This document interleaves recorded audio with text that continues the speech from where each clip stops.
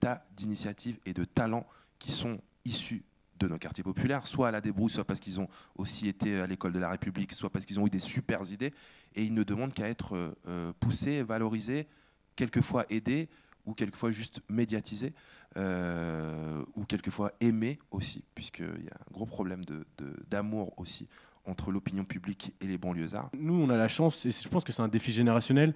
Je pense que cette injustice sociale, tu vois, en banlieue, on la ressent, mais il y a d'autres classes de notre génération qui la ressentent aussi et qui ne comprennent pas pourquoi moi je suis privilégié. Et ils veulent aussi agir, et donc je pense que c'est important de faire des ponts justement entre ces différentes classes. Et c'est le défi de notre génération, en fait, de partager, d'apprendre ensemble. Et, enfin voilà, je pense que faut pas. En fait, je trouve ça triste le repli communautaire par résignation. Tu vois. Je pense que c'est important de se retrouver en communauté pour s'organiser, pourquoi pas, tu vois. Et l'histoire l'a montré, c'est important. Et voilà, mais après, voilà, faut aller voir, découvrir le monde, et la banlieue a énormément à offrir au reste de la France et au reste du monde. À certains moments, au niveau du travail, je côtoie vraiment un autre public et je vois que il y a beaucoup d'ignorance, entre guillemets. Il y a vraiment beaucoup d'ignorance sur la banlieue. Et quand il y a un conflit, ça devient une insulte. C'est-à-dire que c'est vraiment voilà, dire que c'est un banlieue. Je ne suis pas banlieusard, donc en gros, ne me confonds pas avec. Après, j'aime pas généraliser, donc je vais pas généraliser du tout, mais sincèrement, je pense qu'il y a vraiment une autre image, vraiment une autre vision de la banlieue quand on ne vient pas de la banlieue. Et ça, je pense que on va pas rentrer voilà, et je pense qu'il y a les médias, on repart encore sur la valorisation et toutes ces choses. Et on a l'impression que quand on fait une action, ben, ça s'arrête à un certain niveau et ça ne peut pas prendre d'autres ampleurs. Il y a une vraie notion de solidarité et de partage qui existe. Peut-être que c'est culturel, peut-être aussi que c'est le vécu qu'on a construit ensemble, mais ça existe. Et du coup, je sais pas si, enfin, c'est intégré dans nos têtes. Il faut qu'on s'occupe des plus jeunes, il faut qu'on s'occupe de ceux qui sont plus en galère. Et qu'est-ce qu'on peut faire, surtout quand ceux qui le font ont le sentiment d'avoir un peu réussi. On est redevable, pas forcément juste à notre communauté ou à notre quartier, mais aux gens qui nous ressemblent, donc au quartier populaire dans leur ensemble. Il y a aussi un vrai problème de confiance en soi quand on rencontre nos publics. Nous, je parle en priorité des jeunes justement avec qui on travaille. Quelquefois, ils se disent mais pourquoi est-ce qu'on participe à vos ateliers? En fait, on est là parce qu'on nous l'a proposé. Et au final, on a déjà tout un temps de travail, de mise en confiance pour dire mais regarde, nous, on se ressemble, regarde où on en est, regarde ce qu'on fait, regarde ce qu'on peut faire. On peut faire ce magazine, on peut faire cet atelier, on peut produire du son, du texte, de la photographie, et c'est pas interdit aux gens comme nous. Et je pointe du doigt ce problème parce qu'il est réel, et même s'il est en train de changer aujourd'hui, il est en train de changer parce que justement des gens aussi comme nous qui sommes d'une autre génération, qui aujourd'hui ont la possibilité aussi quelquefois d'être aux commandes ou d'être sur le devant de la scène, on essaie de faire changer les mentalités. Là, on est dans un moment où il faut faire le buzz, enfin, tu vois. Et donc, ça fait facilement le buzz de voir une poubelle qui crame, les voitures qui crament et tout. Par contre, ça fait pas le buzz, voilà, le mec du quartier qui va faire une distrib, tu vois, alimentaire. Donc, il y a plein de choses, tu vois. Mais tu vois, c'est comme à l'inverse aussi, tu vois, la banlieue, elle connaît pas forcément bien Paris, tu vois.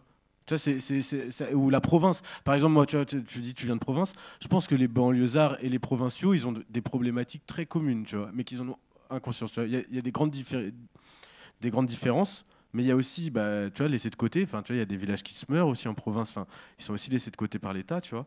Et donc, je pense que c'est des populations qui devraient s'entraider, mais qu'en fait, qui se connaissent pas. Et justement, c'est l'ignorance, comme tu as dit, c'est le manque de valorisation des belles choses qui se font. Il y a une réalité socio-économique, tu vois. Il y a des problèmes dans nos quartiers.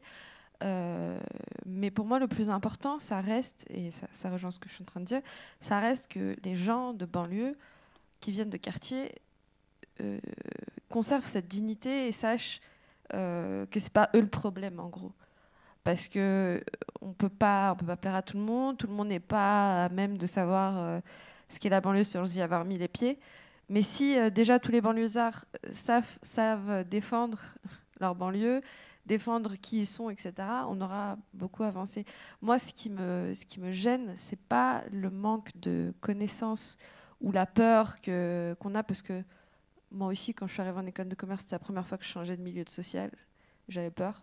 Moi, je me sentais agressée par le fait que tous les week-ends, mes camarades de classe aillent au ski. Moi, j'étais là, mais frère, 500 € pour un week-end. Ça m'agressait, tu vois. Genre, je me sentais agressée. Mais bon, c'est pas la peur, moi, qui me gêne. Moi, c'est plutôt le mépris et le paternalisme. Moi, c'est ça, pour moi, c'est ça qui gangrène vraiment les relations. Quand tu regardes l'horizon, tu as l'impression qu'il y a cette personne-là qui doit te donner son aval. Mais je pense que les chemins pour arriver à ce que tu veux sont vraiment multiples. En fait, je pense que dès lors qu'on se dit qu'il n'y a qu'un seul chemin pour y arriver, c'est celui-là. Et je pense que c'est là qu'on se bloque. Comme je disais, je reviens toujours sur mon projet, c'est vraiment une personne. La personne qui m'a aidé, ce n'est pas une municipalité, ce n'est pas une association qui aide les gens à aller dans ce sens-là. Et c'est sorti de club, je discute avec une personne à moitié éméchée qui m'écoute et qui me donne la possibilité d'aller dans le sens de ce que je veux faire. Et par la suite, effectivement, je pense que dès lors que tu mets les choses en place, il y a des gens qui vont commencer à t'écouter. Il ne faut pas non plus se fermer parce que ça peut arriver, entre guillemets, l'aide peut arriver d'un jaune, d'un vert, d'un bleu, d'un ce qu'on veut. Mais je pense que c'est surtout l'horizon. Si tu regardes dans cet axe et tu dis que c'est lui et c'est à cause de lui que je n'arrive pas, etc., je pense que tu te freines. Tu tournes la tête à gauche, à droite, le but, c'est l'objectif. Pour que ces jeunes s'affirment plus et prennent plus confiance en eux et se sentent légitimes, c'est important qu'ils sachent qu'il y a toute une tradition historique derrière eux, enfin, tout un apport des quartiers populaires dans l'histoire de ce pays. Et je pense que ça, c'est fondamental aussi pour se réaffirmer, prendre confiance en soi, se sentir légitime d'agir, légitime d'exiger des choses. Pour moi, c'est vraiment la clé. Et voilà, décomplexer notre identité, parce qu'il n'y a pas de mal à... Enfin, il y a aussi un truc... Enfin, on parle beaucoup en ce moment d'appropriation culturelle. En ce moment, c'est un peu calmé, là, on parle d'autre chose, on parle des gilets jaunes en ce moment, mais du coup, il ne faut pas attendre que quelqu'un vienne et se dise « Ah, c'est cool, les chaussettes claquettes, on va peut-être... Voilà, c'est toi qui l'as inventé, assume-le, trouve que c'est... » Enfin, tu vois. Donc il y a toute cette idée de se réapproprier tout ça et d'en être fier. Et à partir du moment où on l'assume, où on le comprend, on connaît son histoire, il y a plein de choses qui se débloquent en fait. Quand je dis à mon fils, tiens, fais tes devoirs, parce que grâce à ces devoirs, tu vas peut-être, tu vas avoir des mécanismes plus intéressants, ça va t'aider, etc., etc. Et quand à côté Caris va dire que j'ai jamais fait de mes devoirs et il roule en Mercedes et il a des filles, etc. La balance, c'est assez compliqué. Donc, moi, je suis vraiment là-dessus. Je pense que la bataille, ça ne veut pas dire Caris, il a son parcours, il fait ce qu'il veut, etc. Mais je trouve qu'en contrepartie, ceux qui font autre chose, qui font différemment, doivent aussi avoir de la lumière pour que le jeune, à un moment donné, quand il se pose la question, ben, il se dit, ah, ben, je peux peut-être faire ça, parce que quand on fait ça, ben, peut-être qu'on roule aussi en Mercedes, peut-être que ceci, peut-être que cela, etc. Mais voilà, on va mettre la lumière sur ce qui est clinquant, sur ce qui est machin, sur ce qui est tout ce qu'on veut. Et je connais des professeurs, je connais des gars qui sont dans le rap depuis plus longtemps que moi, qui font des conférences, mais qui traînent, qui n'existent pas. Je vais citer le nom ici, personne ne le connaît, à part ceux qui connaissent. Et je pense que c'est vraiment, en tout cas pour ma part, le mot d'ordre, c'est de la valorisation, c'est donner de l'importance, mettre la lumière quand il se passe des trucs de malade. Et en banlieue, il y a énormément de choses. Moi, je me revendique comme banlieusard aussi, parce qu'à un moment, il faut qu'on soit fier de notre identité et que le combat, parce qu'on a l'impression aussi de mener un combat, le combat qu'on mène, il est pour l'égalité sociale, l'égalité territoriale, une espèce d'équité, et que ce ne soit pas mal vu de dire que on choisisse de vivre dans le 93 comme on choisit de vivre dans le centre-ville de Paris. Ça doit être la même chose, mais pour que ce soit la même chose dans les têtes, il faut que ce soit la même chose aussi dans les territoires. C'est-à-dire qu'on ait la même satisfaction de l'école républicaine, les mêmes services publics, qu'on puisse avoir la même égalité aussi face à l'emploi, face à la culture aussi, les déserts culturels qu'on a aussi bien en province, dans les campagnes que aussi dans les banlieues. Voilà, nous, on réclame juste l'égalité. Ça a l'air simple comme ça, justement dans un pays comme le nôtre, où l'égalité fait partie de notre devise. Et pourtant, dans les faits, vous le savez, puisqu'on vit la même réalité, on n'est pas à égalité.